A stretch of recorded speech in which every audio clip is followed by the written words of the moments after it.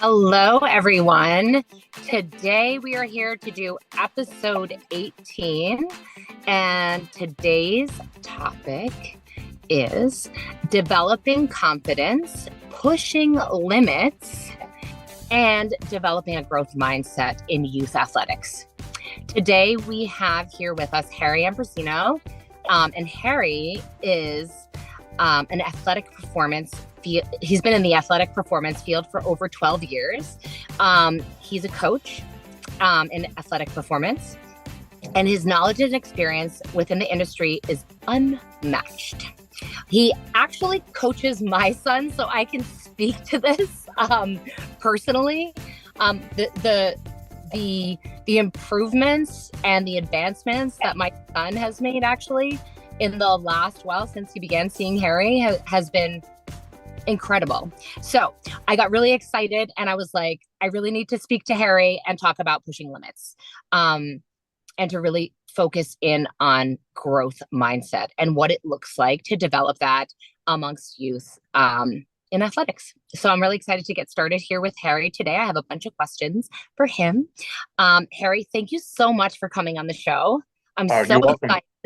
I'm so excited to ask you all the questions so that all the moms can get in touch with you. Thank you. I appreciate it. I'm excited. Also looking forward to it today. Okay. So first thing I'd like to get started with is talking about building confidence in our kids. I think that one of the things that is a common sort of pop up amongst kids that are in athletics and sports is confidence. It can become sort of easily uh, impacted by hmm others, right? So, what are some of the early signs that a young athlete is like struggling with confidence, and how could a parent intervene to support, or how would you intervene to support in your training process? Sure. I think the first thing that I look for when kids are coming through the door, even if parents are looking at their children, is just pay attention to their behavior. Notice if there's been any loss of interest in what they're doing, if you've seen a mood change where they're somewhat irritable or more agitated with regards to the work they're doing, whereas they were once excited to want to go to practice or a game, they're like kind of putting up a fight. I think, do they seem a bit withdrawn? They don't want to go. That level of excitement has left them. You know, One of the things too I'll notice is if I have an athlete that is always aggressive, but now they're hesitant in their movements. They're not playing as hard. I want to rule out an injury, of course, to make sure that that's not the case. But if that's not the case, then I'm paying attention to make sure that something else isn't going on. So that's something you'd want to look at as well. I think then you go to their performance. Have they lost focus in what they're doing? Are they making more mistakes than they ever did before? Whereas they always seem to be on point or always in the right spot. Are they now a step slow or just seem out of it? So, you want to pay attention to that also. And that also ties into motivation. You want to make sure that they're still motivated in what they're doing. Another thing that happens too is, are they being too hard on themselves? Are they comparing themselves to others? Um, and they're being very critical of themselves where they never were before. And again, that goes back to the loss of confidence. So there's a lot of things you want to be looking at, and then also too, I think you always want to rule out the injury side of things. So, are there any physical complaints? Are they complaining about? I don't want to say complaining, but are they bringing up something that maybe they didn't talk about before? Are they saying they're dealing with more frequent headaches, or this hurts? Are they expressing a fear of failure where they never expressed that before? And are you noticing before, being nervous before a game, I think is natural. But if it goes to another level where it becomes full blown anxiety, or you're noticing something of that, you definitely want to be aware of that, and watching what your children are doing. Harry, so if you see a kid that comes in and they say, I feel like my confidence is not what it was. Like, what are the common causes of that? Is it like they're like, okay, people on the bench are making fun of me and saying I'm this or that, or they messed up specifically in one particular pet play and now they're not able to forgive themselves? Like, Right. what are the usual suspects in terms of reasons that kids start turning up with Well, no I confidence think or a I think low you definitely confidence? touched on a couple of points there. It could just be a bad game. It could be a comment inadvertently from a parent. Kids, unfortunately, are kids, and they will say things with no filters, and that can get to them. So I think those are all common things. For me, if I'm looking to help, and the advice that I would give also to parents is, and I'll probably be bringing this up a few times while we're talking today, is communicate. Um, I was told once by a parent that the dad said to me, "I don't know what it is you do, but my children love coming to train with you." And Yeah. my response was, well, I think it's because I engage them. When someone walks through the door, whether they're 8 or 18, I'm asking them, "Hey, how are you doing? How was your weekend? How was that test you took the other day? How was that birthday party you went to? How did your game go?" And I think kids really just want to be heard.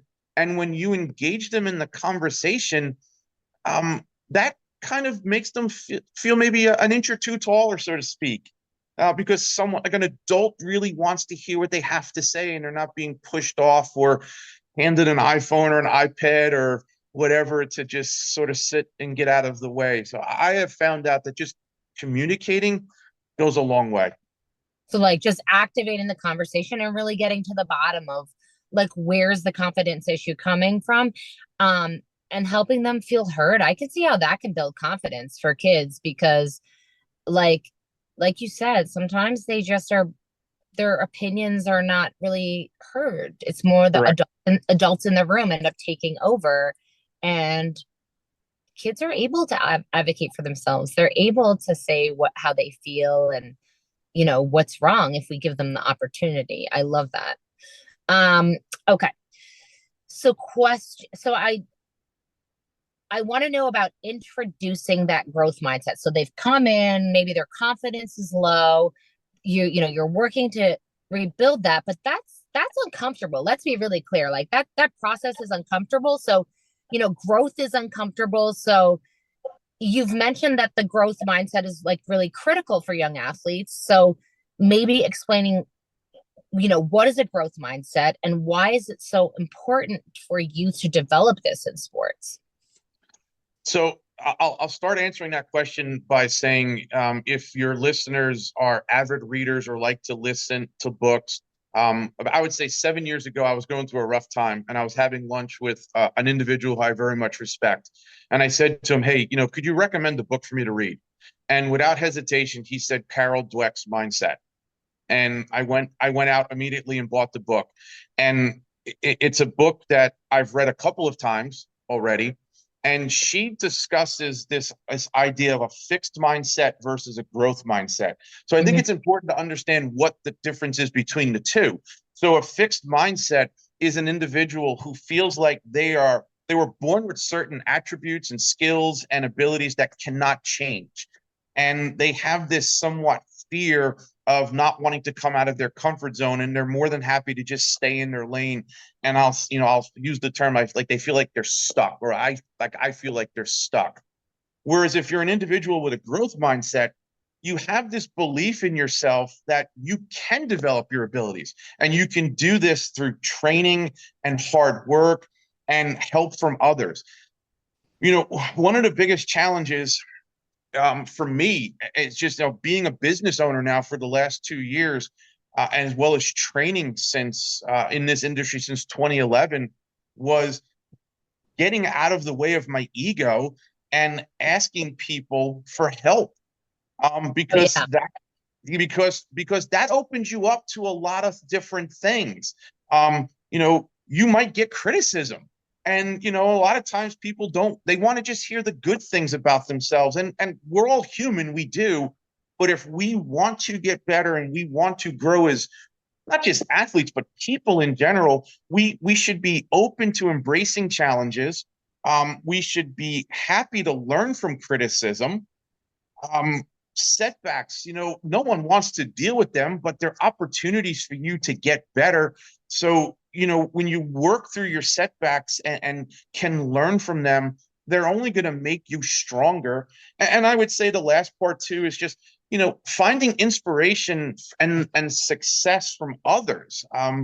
Too many times, I think people are they don't want to acknowledge the success of others because maybe they feel they should have it. Um, I know when I broke into this industry, I worked with a gentleman who was great at what he did, and I would stand there and watch him and say, "I can do that." But in hindsight, when I look back on it now, I was nowhere remotely close to doing the work he was doing. And I needed to go through all of the different stages of what I did to get to where I am today. That now, no matter who you put in front of me, no matter what athlete, no matter what situation, I have the confidence in myself to find a way to get the results they're seeking. Yeah. And I love that. The growth mindset, like the inspiration from others, getting yourself, into a position where you're educating yourself and on how to move through having a fixed mindset and leaning into being flexible and valuing what other people, criticism, the constructive criticism that other people might be providing you, and just being open and asking for help. Those things are so, I love that you said that, asking for help. I don't know why we have such a hard time asking for help as humans. We're a community. I don't know. I've never really understood that. I think it's because we want to believe the peaches and cream or the rosy sunny days, and the criticism in a way challenges us to have to look inside of us to say, you know what, you're right, and I need to look at this from a different perspective.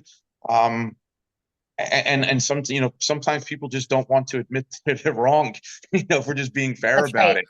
it. Yeah. Um, when you think about all those things that we just touched on, like, why are these things so important in sports? Like, as a trainer, like for you to like it, it like impart onto your youth, like these are the things that are going to help you have a growth mindset. Like, why is that so important for them in sports to develop a growth mindset? I think it's important because it teaches them that there are going to be success and failures in sports, and so not every game is going to be your best performance. I'll have kids come into the facility and train with me, and they'll get frustrated that they're maybe not picking up on something, or they're struggling with doing something correctly, and I flat out tell them, you know what, I want you to make 100 mistakes here with me today, because we're going to get them all out of the way now. And because the reality is that if you make a mistake, and you talk about, like, I work with your son, right? So if I'm asking your son to do an exercise and he maybe isn't getting it, or he's struggling with it, I can just say to him, hey, listen, we have the ability to do it over and over and over again until we get it right, until you understand it, so that when you then go out onto your field of play, whatever that is, you have the confidence within you to know you can do this. And even if I do mess up, I'm going to get another chance to do it again. Right. Right. And learn that lesson is so valuable, because even if they step out onto the field and they do make that mistake again, that doesn't mean they're going to continuously make that mistake throughout the No, game. It's they've practiced, they have a frame of reference, and they know that they can do it because they've in training done it. They've got correct. their mistakes out, but they've also learned how to move through their mistakes and show up doing it correctly, and then they can go into their game and do it the way they've trained to do it. But also they can land on their feet if they do make a mistake, because they've made mistakes before and they know what it means to make a mistake and recover from that. Yeah, Um, I encourage the mistakes when I'm working through something, and they are doing things really well, and then all of a sudden something kind of goes awry. I'll have a smile on my face, and they'll look at me and they'll go, "Why are you smiling?" I said, "Because you know what? I'm glad you did that because I wanted you to experience that, so now you know how to fix it." right, right. That's so important. And what I love about what you do and what all many coaches do and sports in general is the fact that you're encouraging the making of mistakes and kids learning to make mistakes in sports, kids learning to um you know persevere and to develop growth mindset by being open to constructive criticism, by being conscious and aware that they are not perfect and that they are going to make mistakes and they can move through them and they can um that they can grow, right? Yeah. But that's sports is a really great lens to learn all of those things through for life, because you said you were going through a rough patch and you went and you spoke to one of your mentors and they said read this book. And mindset, while you do in your sports in your day to day and training in your day to day, I'm sure that that book had a whole bunch of things that helped you in your day to day life as well as your professional career. It did, and you kind of said something that I was going to end with, but I'll say it now, and it'll be worth repeating a second time. Of Um, course. Sports are a blueprint for life. Yes. Um, they are an absolute blueprint for life. I'll leave it at that, and I'll expand on it a little bit later, not to give away the ending at this point, Mm-hmm. but 100%. If you're involved in any type of group, team, any activity, it's only going to help you because let's be realistic. When we get older and we go into the real world and we have real jobs, so to speak, we are dealing with people, whether it's customers, clients, employees, distributors, whatever. And we have to know how to get along with individuals, understand that not everyone's a nice person, not every boss or every coach is going to be a nice person. And so we have to figure out how to navigate these little streams and rivers that we find ourselves floating down at times. Correct. I love that. Okay, I want to switch gears here into encouraging risk taking and like mental limits, because I love um the idea of learning how to push your limits through agility and sports like training, because um and risk taking in sports. And Right. what does that look like for you as like a trainer when you're thinking about how kids can push their mental and physical limits and sports without overwhelming them or causing burnout or whatever? But like, how do you get a kid to push their limits? They're on the precipice and they're literally like, I can't do anymore, or I can't, they're hitting a mental block. Right. How do you, as a trainer, help them move beyond, break through the limit? So in some cases, it can be tough at times to describe the mental toughness because I do feel that this is one of those topics, phrases, or words that can have many different definitions based on the individual. Yeah. So so for me personally, I don't see mental toughness as the individual who is the loudest in the room, the most boisterous. I don't see them as the person who plays through the injury, albeit tough. I don't see that as mental toughness as much as it is about an individual being resilient.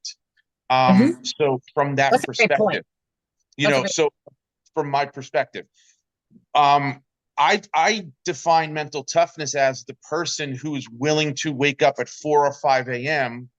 when everyone else is still in bed to work on the personal development, to do the reading, to do the extra studying, to if you are someone who likes to journal or meditate, if that's your thing, that it's that quiet time, that undisturbed time. The and so and to your question, I'm sort of encouraging this within my training. I might be saying to someone, hey, if you're struggling a little bit, maybe it's just take a step back. Sometimes taking a step back is good.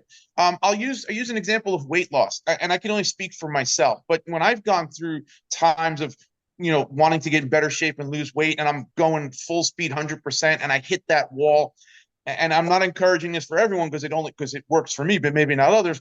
I would go to McDonald's and just order, a Big Mac meal, an extra cheeseburger, and some chicken nuggets, and eat more calories in one sitting than I had done in maybe a month combined. And then all of a sudden it jump starts me. So, that's just one example that worked for me, but just taking a step back and just getting away from things for a while to clear your head. Don't listen to anything. Don't read anything. Just get away from what you're doing. Like Um, this.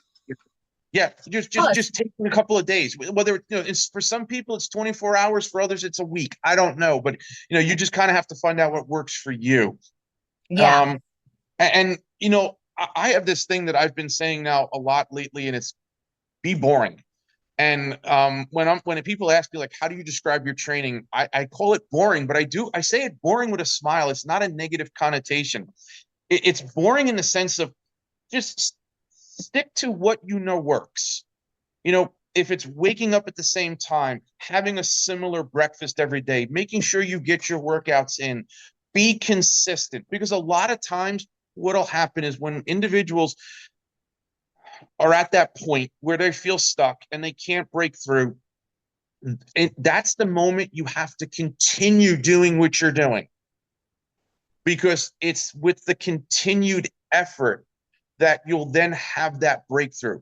If you get frustrated and stop getting up at whatever, let's just say 7 a.m.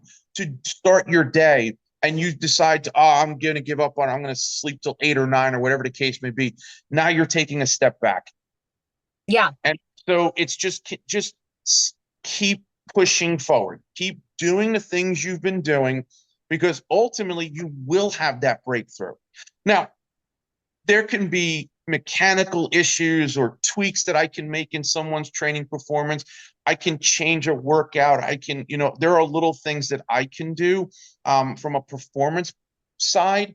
But I'm just encouraging the athlete, the individual, to continue doing the work they've been doing, because let's be honest, if it's been working, it's going to continue to work. You may just be at a point where you're stuck, whether it's from a physical perspective or something like that. But then they can wake up, 2 weeks from now and they're 3 inches taller, and now they're able to do something that they couldn't do before.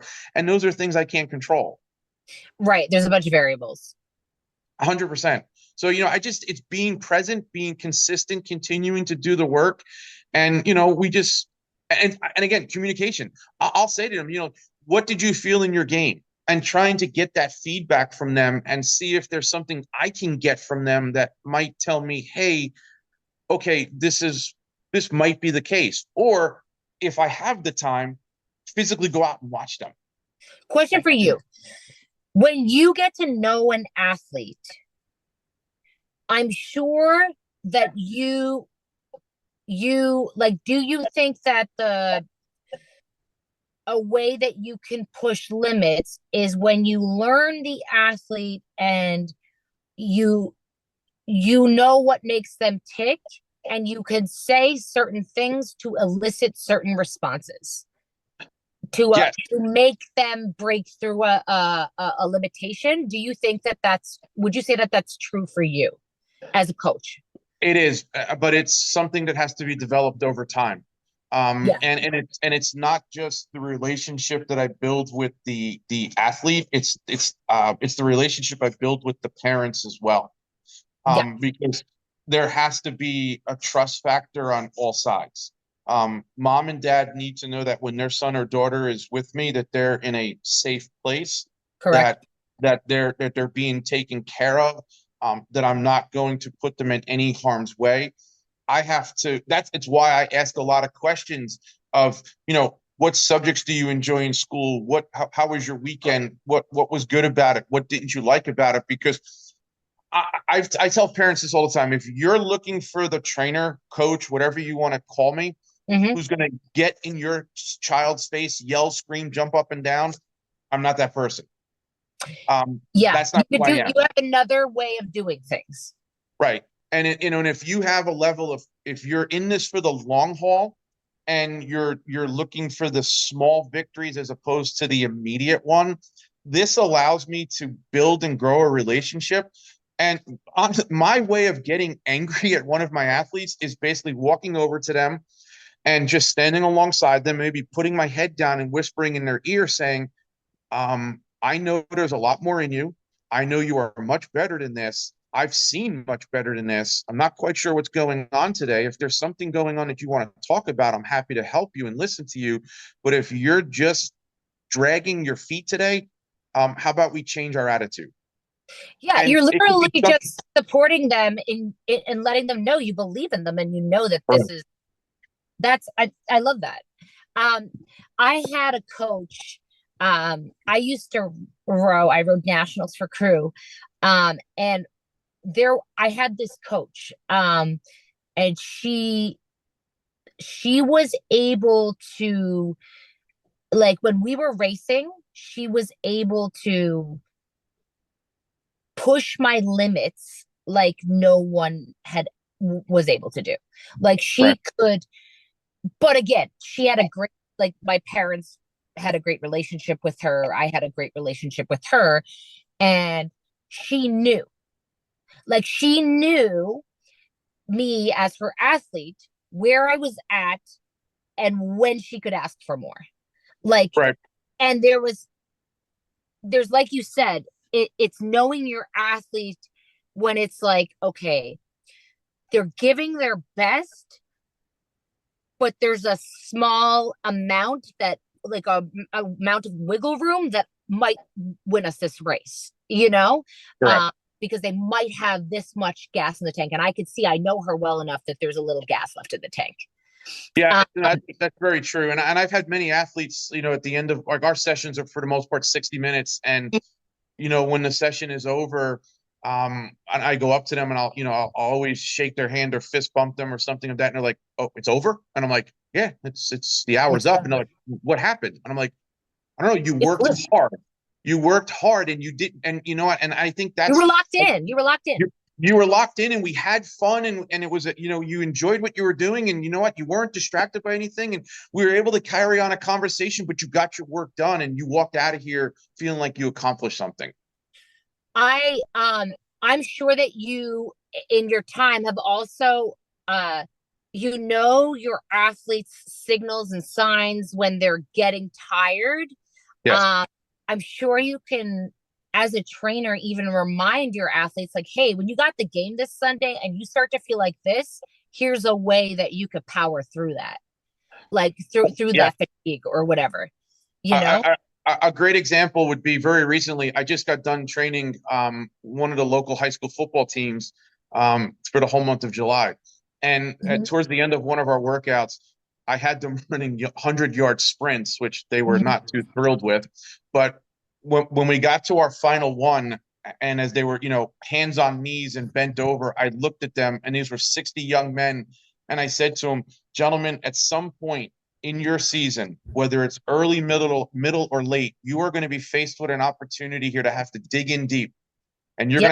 you're going to have to fight through this discomfort that you're feeling right now, and support each other and come up big." And 2 weeks ago, they were in a game. It was their home opener. The defenses quite really weren't stopping anyone, but they were winning, and their opponents had the ball, and they came up with an interception with 8 minutes left to go in the fourth quarter, and then managed to run out the clock. And I was so happy for them because that was the exact example that I was using. Yeah. And so it's rewarding when you physically do see what you're teaching come to reality. But also, you as a coach were able to say to them, hey, you're going to feel like this. You're going to get here, recognize this feeling now, and know how to break through it. You know that you could do it, support each other, help each other, as a community, as a team, Right. elevate each other to get through this. Rely on each other's energy to fill the tank, to get through, to waste the clock or whatever you've got to do to get Right. through the moment, right? because it's either you're surpassing a team when you can dig deep and power through fatigue in the way another team can't. Or, those moments are super critical, which is why I think, like, obviously, like, you know, that type of training, the training that builds your breath and your stamina is so critical because you have to be able to get through the fatigue that the other team can't, right? It does. And I think one of the nicest things that was said after that was one of the guys on the team told me that, besides thanking me, he said, we could have played another 8 quarters, coach, because you prepared us well for this moment. Well, that's right. That's right. It's preparation is so important. Okay. Speaking of setbacks, and sports can be tough when kids, face failure, right? So whether it's losing a game or like not making a team, how should parents help their kids handle like the disappointment while still pushing to like strive for more with sports? I think the first step is accepting the fact that as much as we don't want to see the kids, our athletes, um, hurt or not succeed, we have to accept the fact that failure is inevitable. Yeah. And so and probably going to happen many times more than once. Yeah. So once we understand that that's going to happen and we don't live in the perfect setting, then we can move forward. And so from a moving forward perspective, I think it's perfectly fine if they are angry, disappointed, or upset in themselves for letting themselves down or their team down. So validating their feelings and letting them know that this is perfectly normal, Mm-hmm. and allowing it to just run its course. Um, then there's this becomes a big question. When do you talk about it? I know, you and I have talked about this before. Is the car ride home the right time to do it or not?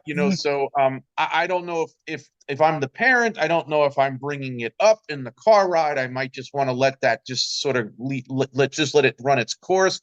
If your child brings it up, you can approach it from one of two directions. You can just say, let's we're gonna go get something to eat first. Let's go do that, and then just kind of let it cool off even more. Or you can then kind of turn the question back on them and say to them, well, okay, what did you think about the game that makes you feel that way? And if they list one, two, or three things, then you can just start addressing them one at a time and having them talk about it. And again, it's letting them be heard and as if their voice means something. And then also then you can sprinkle in your own personal experiences and letting them know that, hey, you know what, mom or dad, yeah, we face these problems, and whether it was in sports or at work or in school or something, and letting them know, hey, that I came out of it, this is what I did, or this is what I helped me get through it. And then the last part too would just be from learning from it. I think every setback, every failure has an opportunity to teach us something. I go to something that Thomas Edison once said, and I can't help, I smile just thinking about it right now. And he says, he was asked one time, like, you failed so many times, does it affect you? And he says, I haven't failed. I've just found 10,000 ways not to do it. Yeah. And so if you take that approach to it and realize that, hey, it's going to happen, what can I do to learn from it and become a better person as a result of it? It's a lot better than spending 3, 4, 5 days a week beating yourself up. Yeah. Just view it as a gift. It's a gift. Yeah. It's, A lot of professional athletes, or you'll hear coaches say they have a 24-hour rule when it comes to games. You have 24 hours to appreciate the victory or to dwell on the loss. But once those 24 hours are over, you got to move on and you got to get ready for your next game. that's it. That's Like, and 24 hours is fine, but after that, you got to move on. You have no choice. that's true. You can't let that run you because it will show up and perpetuate itself in the next games if you don't. Yeah. Um, so role models and influences. In how much do role models, whether it's professional athletes or coaches, influence a child's mindset, do you think, in sports? I think they have a huge role, whether we like it or not. Young kids, young adults are impressionable, and whether it's athletes, musicians, actors and actresses, coaches to a degree, although I think they play a different role. They're going to have an effect on you. I know growing up as a kid, Hulk Hogan was a larger than life superhero for me, and Yeah. and the world stopped when he was wrestling, and that was in my world. Or the Rocky Balboa character. I mean, what person didn't watch a Rocky movie and wasn't doing push-ups and sit-ups during the course of that movie or after the fact? So That's right. um, I think so. They there are positives. They can provide motivation. They can show encouragement. They can provide confidence.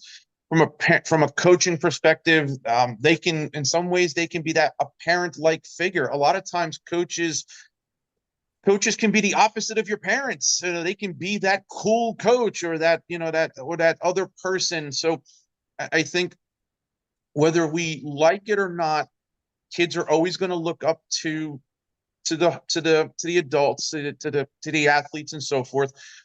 I think where we have to step in is asking the questions of, okay, what is it about this person, or that you like? What attributes about that person do you like?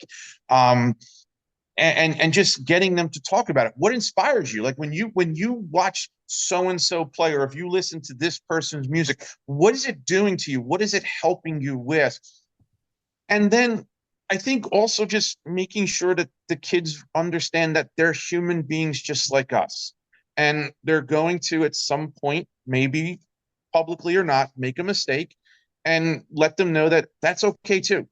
um, you know, Assuming the mistake isn't too big, Right. and just letting them know that, see, hey, LeBron James can miss the game-winning shot, or you know, Yeah. or Tom Brady can lose a Super Bowl, which he lost a couple, but he's considered the Yeah. greatest quarterback of our generation. So, but no one deems him to be not successful. He's That's right. arguably the greatest quarterback many of us have seen play. So I just, again, it comes back to that communication point, just making sure that the boundaries are set, and understanding that they're people just like us. They're good and they're bad, and letting them know that, hey, it's okay. Yeah. Absolutely. Okay, so my final question is about creating the right environment, but also just like the tips that you have for parents on the home front to enable them to foster the right environment in their home, um, so that their kids can thrive mentally and physically with their sports. My dad used to tell me that you cannot control who your coach is. You're going to have good coaches, you're going to have bad coaches. And as long as they are not putting you in dangerous situations that could be harmful to your well-being, you don't always have to agree with their philosophies, but your job is to, or your responsibility is to show up and play. Mm-hmm. Um, I've played for a lot of great coaches. I've played for a lot of coaches that, I didn't really care for. Mm-hmm. But I always maintained a level of respect, Yeah. uh, to do what they were asking me to do. Um, Again, I think sometimes here, and I get it, parents are busy. They're dropping this kid off, they're picking up that kid, they're picking up this, they're doing that. They're at the games, but I think a lot of times too is, if you're present at their practices, to me, that says something. Yeah. Um, Even if it's 15 or 20 minutes, because when it's a game situation and the bright lights are shining on you, and what I mean by that is, on the coach, on the team, all the parents are there, the grandparents are there, the friends, the family, you're seeing the finished product, so to speak. But Mm-hmm. what's going on during practice, and we see this at the facility, I encourage parents whenever they can to To stick come. around and watch what we do, because kids are kids. And Mm-hmm. when a practice is over or a session is over and the parents say, "What did you do?" They're going to say, "Oh, we jumped on boxes and ran around." And well, Yeah. we may have done some version of that, but that's not what the practice or the workout But also, was. middle schoolers are the worst because they'll be like, "Good, practice Yeah. was Oh, good. yeah. Yeah. It was good. You get that is I the have an one you athlete. get one word. That was it. Yes, I have an athlete How's that every Coach time I ask Harry? him a question, Good. yeah, yeah, 100%. Yeah, 100%. Hey. So I think just being present, is huge. Advice should, at the younger ages, especially, I think sports should always be fun. Mm-hmm. Okay. It should always be fun. It should always be safe. I Hmm. think no matter what, it should be safe. Not preventing injuries, because injuries in sports are going to happen regardless, but just safe in general. I believe in being fair but firm. Yeah. Um, it's you have to be open. Again, going back to that growth mindset that we spoke about a little earlier, you have to be Hmm. open to criticism and to wanting to get better. Because if you're constantly being told you're doing things well when you're not, you're hurting you're hurting the person. You're stunting their growth. You're 100%. And as I mentioned earlier, and like I said, sports athletics are a blueprint and for life. They are going to teach us what winning and losing are about, what fair and unfair is about, what success and failure are about. And if we can, I don't want to say learn to accept them, but understand that these are just things that are going to happen to us as we go through life, we're just going to be better prepared to handle the circumstances and situations that life are going to throw at us as we get older. That's right. That's right. So like when it comes to parents, you would just for in terms of like creating the right environment, you just encourage them to be present at practice and then also at games, but also being mindful of um helping children understand that they're going to also have good coaches and bad coaches, and things are not going to always be sunshine, lollipops, and rainbows in No. terms of the coach. You can't control that, but you can control, how you process that coach and being supportive of the kid while they're going through the coach that they don't love and helping them find maybe the good things that they can find about that experience and help them turn that into more of like an experience that's like, okay, this is life, right? You're learning from this. Like, how do we learn? So, yeah, I love that. I love that. And I, and I think some of the best coaches for certain athletes are the ones who are the most hardest on them because they recognize that those individuals have something, they have that it factor yeah. that tapping into breaking through those plateaus that we spoke of earlier, and they Hmm. have the ability to push them past their limits. Yeah. And even though in the moment the athlete might feel that this is the most miserable time of his or her life, they Hmm. will look back on it and say, you know what, Coach so and so was the best thing that ever happened to me. Oh, listen, this woman that I'm talking about was one of the best, was the best coach I ever had. And the last 500 meters of a race was miserable, but and the training was miserable, but she enabled me to be so strong in my life because I knew how to extract strength when I needed it because of the skill set that she taught me. Right. I know you think you're at the end of what you have, but you're not. I'm telling you now that you can dig deep. I know that I can see it in you, see it in yourself, find it in yourself. And that skill set was so invaluable that she taught me that it just translated in so many pockets into my life over the course of time, right? Right. Like you could be physically at the end of your rope and be able to push a limit. You could be mentally exhausted. Like even something as a mother, for example, like you are Right. going through that newborn season, um, and it is very tiring. And you Correct. think that you actually have no gas in the tank. You cannot do this. But you find it. And I found those things because it was the skill set that I learned. Without that coach, these skills that I learned through sports were so invaluable, like, and helped me through so many difficult pieces of my life. So I'm so grateful for her, Right. even though there were very, very miserable moments. Now, I think when we don't think we have another gear, we usually find some version of another gear, even if it's just another quarter turn. There's a lot of times there's something there. There's something there. Yeah. I'm sure you see it all the time. Yeah. But yeah, this has been wonderful, Harry. Thank you so much for taking the time to sit with me and have this incredible conversation about youth and athletics and pushing the mindset and the limits and just growing as a young athlete. I'm so happy that you were able to take this time. And for our listeners that are local, Harry's at the Academy in Garwood, so you can absolutely reach out to the Academy. I will put in the notes where you can find the Academy on Instagram.